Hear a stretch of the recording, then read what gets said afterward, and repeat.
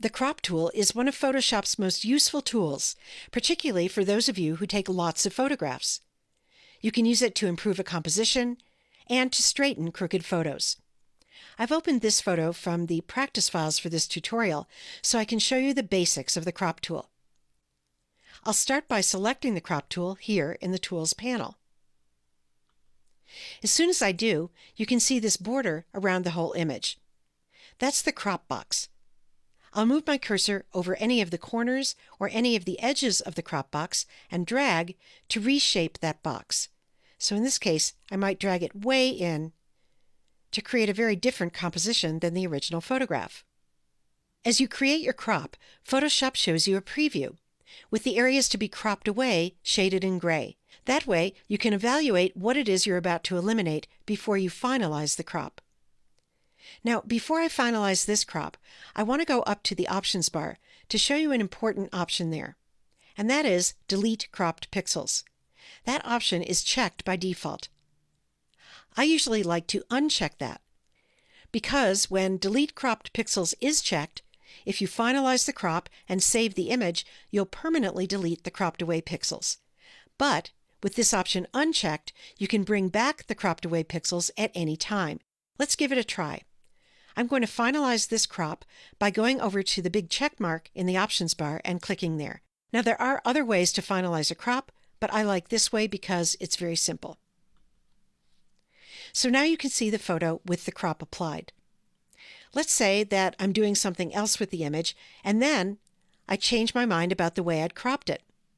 At any time, I can go back and select the crop tool, and then click on the image again, and all the pixels that I'd cropped away appear back in view, and I can change my crop.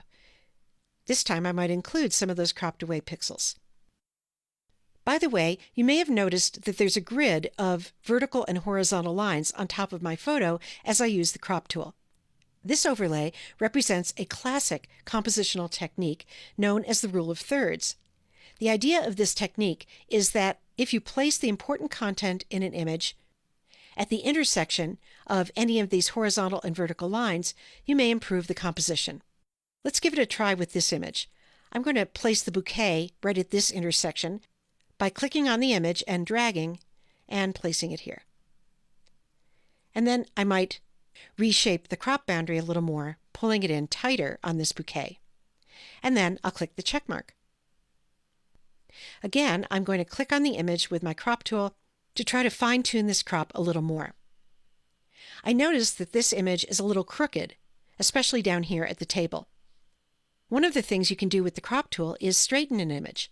There are a couple of ways you can do that.